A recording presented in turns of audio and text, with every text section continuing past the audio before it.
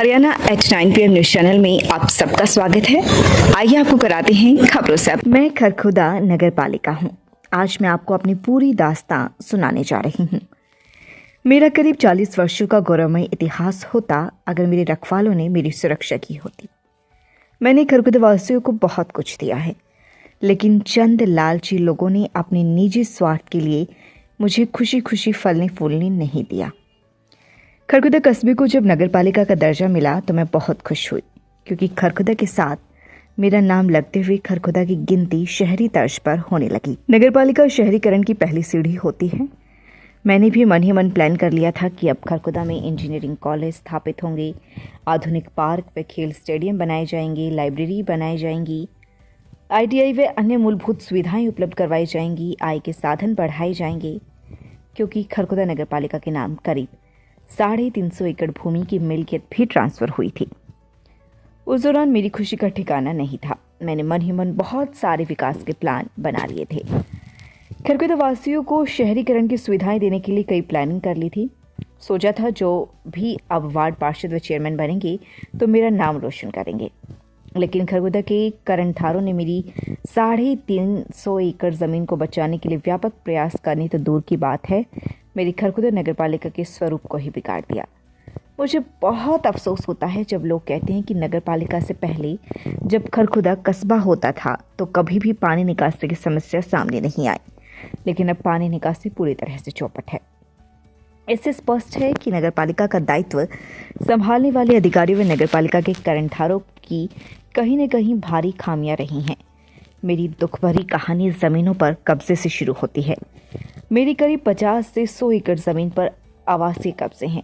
जो लोग मेरे अस्तित्व से पहले ये यहाँ पर कब्जा जमाएं, उन्हें छोड़ भी दें तो इसके बाद भी मेरी बेशकीमती जमीन पर कब्जे कर लिए गए हैं। अधिकारी भी मूक दर्शक बने रहे व अवैध कब्जों को बढ़ावा देते रहे, मेरे शहरीकरण के आकर्षण को दाग लगाते रहे। मेरी ज़मीनें जिन लोगों को आबाद किया, उन्हीं ने धीरे धीरे मेरी ज़मीन पर ही कब्जा कर लिया। मैंने शुरुआती समय में बहुत से किसानों की आजीविका के लिए अपनी ज़मीन दी, उन्होंने मेरी ज़मीन को ही कब्जा लिया। सोनीपत मार्ग, मटिंडो मार्ग, बरोना मार्ग, दिल्ली मार्ग, सांपला मार्ग, रोहतक मार्ग सहित ऐसा कोई भी खरखुदा में मार्ग नहीं है जहाँ पर नगरपालिका की ज़मीन न हो। यही नहीं, खरखुदा शहर के अंदरूनी हिस्सों में भी बेशकीमती ज़मीन है जिस पर लोगों ने अवैध कब्जे किए हुए हैं। खरखुदा वासियों को रोजगार मिले, इसके लिए अपने अपने कलेजे के टुकड़े करके उसमें खोखे अथवा दुकान बनाई व लोगों ने बहुत कम किराए दी ताकि खरखुदा वासी अपने बच्चों का पालन पोषण कर सके। मुझे उस समय गहरा धक्का लगा, मानो मुझ पर आसमान टूट पड़ा, जब तत्कालीन CM भूपेंद्र सिंह हुड्डा खरखुदा में महाविद्यालय बनाना चाहते थे और मैं 10 एकड़ ज़मीन भी नहीं दे सकी, जबकि मेरे पास रिकॉर्ड में 300 से अधिक एकड़ ज़मीन है। मिनी सचिवालय के लिए भी मैं ज़मीन उपलब्ध करवाने में असमर्थ रही। हालात ऐसे हो गए कि मौजूदा हाल में जो खेल स्टेडियम बनवाना पड़ रहा है वह भी मानकों के मुताबिक मैं नहीं बनवा पाई। खरखुदा में तो बाढ़ ही खेत को खाने लगी। अब मेरा यहाँ पर अंत नज़दीक आ गया है, क्योंकि अब मैं बहुत जल्द नगर निगम में तब्दील हो सकती हूँ, क्योंकि मुझसे केवल 4 किलोमीटर दूर मारुति प्लांट निर्माण चला हुआ है जो जल्द ही मेरा स्वरूप बदल देगा। मुझे इस बात की खुशी भी है कि मुझे नगरपालिका से नगर निगम में बदलने का मौका मिलेगा। बात अगर रेवेन्यू की करें तो आगामी 5 वर्षों में खरखुदा का नाम विश्व स्तर पर उभर जाएगा, क्योंकि खरखुदा शहर के चारों तरफ हाईवे निकल रही हैं, एक्सप्रेसवे निकल रही हैं। भारत माला प्रोजेक्ट के तहत दिल्ली से जम्मू कटरा जाने वाले सुपर एक्सप्रेसवे भी निकल रहा है। जब भी चुनाव आता है मुझे पूरा डर लगता है, क्योंकि पार्षदों की खरीद फरोख्त होती है। चेयरमैन बनने के लिए करोड़ों रुपए खर्च किए जाते हैं। आप ही सोचिए, जो व्यक्ति करोड़ों रुपए खर्च कर नगरपालिका को चेयरमैन बनेगा वह खरखुदा का भला कैसे करेगा, और बिकने वाले पार्षद भी खरखुदा शहर का क्या भला कर पाएंगे। ऐसे पार्षद उन लोगों के साथ धोखा करते हैं जो लोग उन्हें अपना वोट देते हैं। लेकिन इस बार मुझे खुशी है कि आम मतदाता सीधा चेयरमैन बनाएगा।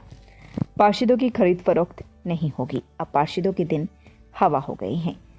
मैं खरखुदा नगरपालिका सभी खरखुदा के मतदाताओं से अनुरोध करती हूँ कि ऐसे ईमानदार एवं स्पष्टवादी व्यक्ति को चेयरमैन बनाएं जो खरखुदा नगरपालिका को 4 चांद लगाने का काम करे, मुझे बेचने का काम ना करे। आइए अब मैं आपको अपने चेयरमैनों के बारे में बताती हूँ। खरखुदा कस्बे का वर्ष 1983 में नगरपालिका का दर्जा मिला था व एडमिनिस्ट्रेट चालू रहा। वर्ष 1989 में चुनाव प्रक्रिया चल रही थी तो उस समय भी 3 महीने के लिए तोड़ दी थी। 19 जनवरी 1990 में नगरपालिका का पहला इलेक्शन हुआ जिसमें पहला चेयरमैन भरत सिंह भौरिया, इसके बाद रामजी दास, फिर संतलाल पवार, सावित्री मेहरा, रामनिवास। वर्ष 1999 में नगरपालिका को तोड़ दिया। इसके बाद वर्ष 2001 में एडमिनिस्ट्रेटर तहसीलदार को लगा दिया था। इसके बाद वर्ष 2003 में रामकुमार सैनी, वर्ष 2005 में रिम्पल देवी चेयरपर्सन बनी। इसके बाद वर्ष 2013 में रोशनी देवी व वर्ष 2018 में कमला देवी चेयरमैन बनी, जो अब भी कार्यरत है। आपको ये भी बता दें कि खरखुदा नगरपालिका में अभी तक एससी महिला श्रेणी में ड्रॉ नहीं आया है। मौजूदा हाल में करीब 20 व्यक्ति नगरपालिका चेयरमैन का चुनाव लड़ने के लिए तैयार हैं। मुझ पर 100 करोड़ रुपए से ज्यादा के विकास कार्यों में घोटाले के भी आरोप लगे हैं। हालांकि 100 करोड़ रुपए का घोटाला बेशक न हुआ हो, लेकिन अगर बात जमीनों की करें तो करीब 500 करोड़ रुपए की मेरी जमीन खुर्द हो चुकी है। घोटालों के बारे में तो आपको सबको पता ही है। मेरी खुद की नई बिल्डिंग में दरारें हैं, उससे भी आप समझ जाएंगे। KD international school Rohtak road Kharkhoda, lead as we deserve. Silent features: nature abundant campus, day scholar, day boarding facilities, senior and well qualified academician, National Education Policy 2020 based curriculum, smart classes, language lab, excellent teachers, advanced infrastructure, AP Garg Public School Sapla Road Kharkhoda, special nursery wing, बच्चों के झूले, छोटे बच्चों के खेलने की व्यापक व्यवस्था, आधुनिक smart TV, computer lab, physics lab, bio lab, chemistry lab व हाईटेक लाइब्रेरी की सुविधा उपलब्ध। Admission and registration open, nursery to 12th, सभी प्रकार के खेलों की सुविधा। बच्चों के चहुमुखी विकास के लिए प्रताप स्कूल खरखुदा का चयन करें ताकि आपके बच्चे संस्कार, शिक्षा, टेक्नोलॉजी, खेल, स्वास्थ्य एवं सांस्कृतिक गतिविधियों द्वारा विदेशों में तिरंगा फहराते हुए इंजीनियर, डॉक्टर, लेफ्टिनेंट तथा राजनेता बनकर देश एवं विदेशों में उच्च पदों को सुशोभित कर सकें। Tulip Hospital Sonipat, department of plastic surgery, fillers, Botox, chemical peeling, mesotherapy, PRP, microdermabrasion, derma roller, radio frequency. Consult doctor Prashant Tyagi, cosmetic and plastic surgeon. For more information please contact 7056511111। खबरों से अपडेट रहने के लिए चैनल को लाइक, शेयर और subscribe जरूर करें। धन्यवाद।